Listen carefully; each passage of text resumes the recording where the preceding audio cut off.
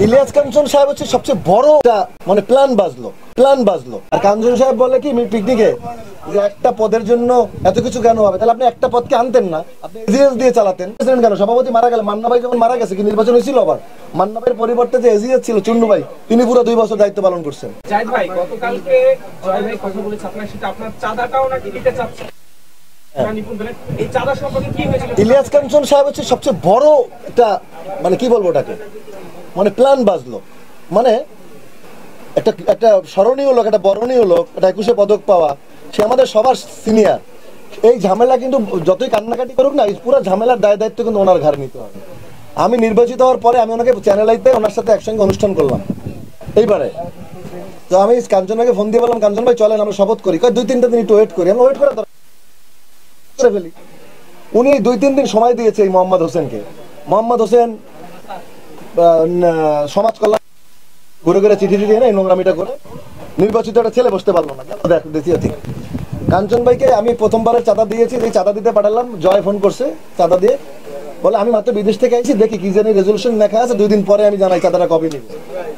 মানে ওনার মধ্যে pre plan ঘুরতেছে এটা উনি এটা।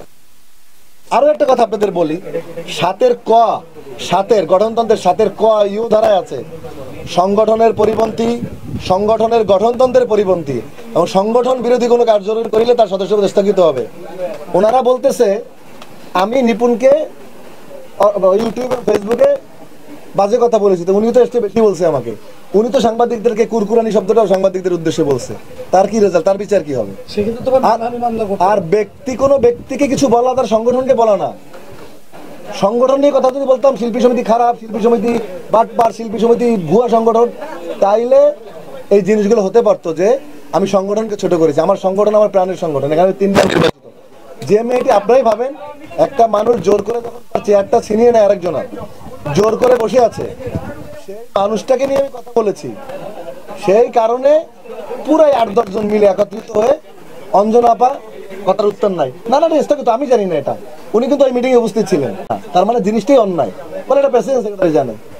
আর কাঞ্চন সাহেব বলে কি পিকনিকে যে একটা পদের জন্য এত কিছু কেন হবে, তাহলে আপনি একটা পদকে আনতেন না, আপনি এজিএস দিয়ে চালাতেন। 21 জন পদ, তাহলে 2টা ভাইস প্রেসিডেন্ট কেন? এজিএস এর কাজ কি? 2টা ভাইস প্রেসিডেন্ট কেন? সভাপতি মারা গেল, মান্না ভাই যখন মারা গেছে কি নির্বাচন হয়েছিল? আবার মান্না ভাইয়ের পরিবর্তে যে এজিএস ছিল চুন্নু ভাই, তিনি পুরো 2 বছর দায়িত্ব পালন করছেন। তো যদি মামলায় পদ নিয়ে হয় তাইলে ই হবে না। এই উনি বলতো যে তোমরা যেদিন ফাইনাল রায় হবে সেদিন বুঝবে, এর আগে আসবে না। আমি পুরা কমিটি নিয়ে উনি তাহলে কিন্তু পুরো 21 জন এক হয়ে যেত, 20 জন। উনি তো ওনার কথা ছাড়া ওঠেও নাই বসেও নাই। উনি বললে মাথা নাড়াইছে, উনি বললে মাথা ঘুরেছে। এখন উনি স্টেজে আমি কাজ করতে পারি নাই, আমি এটা করতে পারি নাই। সিনিয়ররা যে এতটা মানে কি বলবো, আমার শব্দ আসতেছে না। এই একটা মানুষ যে এত নিজেকে পরিবর্তন করতে পারে।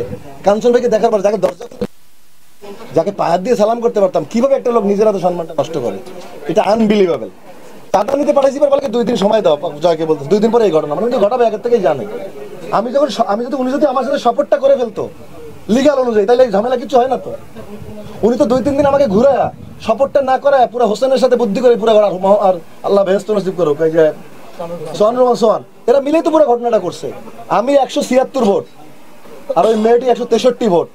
উনি আপিলে এসে সিগনেচার করে মেনে নিয়ে চলে গেছে যে না, ভোট ওনার সামনে ভোট গণনা হয়েছে, আবার রায় মেনে নিয়ে গেল। চূড়ান্ত ফলাফল হইল 30 তারিখে, সেটা আমি নির্বাচিত। আমি 3 দিন অফিস করলাম। তারপরে এই নোংরামিটা, তারপরে কাঞ্চন ভাই বারবার তারা দিছি, ভাই আসেন শপথ করে। ডিপজল ভাই আমার ফোন করতেছে, আমাকে রুবেল ভাই ফোন করতেছে, শপথ করা দরকার। সেই শপথটা আমাকে করতেই দিল না, বলে তারা 2-3 দিনের জানাচ্ছি কি যেন আছে। আমি বললাম ভাই ওদের কথা শুনতেছেন কেন? আপিল ভোটে তো কাজ শেষ।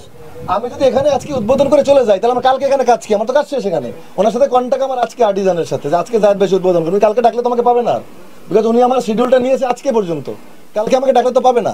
সবকিছুর একটা আইন আছে, নিয়ম আছে, গঠনতন্ত্র আছে। গঠনতন্ত্রের বাইরে কিছু না। আমি সবসময় গঠনতন্ত্র ফলো করে চলেছি। এবং কাঞ্চন ভাই আমার মনে হয় না পুরো গঠনতন্ত্রটা কোনোদিন পড়ছে। ওনার জিজ্ঞেস করেন তো কত ধারায় কি আছে, উনি বলতে পারবে না। আর আমাকে জিজ্ঞেস করেন কোন ধারায় কত ধারায় কি করা আছে, আমার সব মুখস্থ, বিকজ আমি এটা পড়েছি।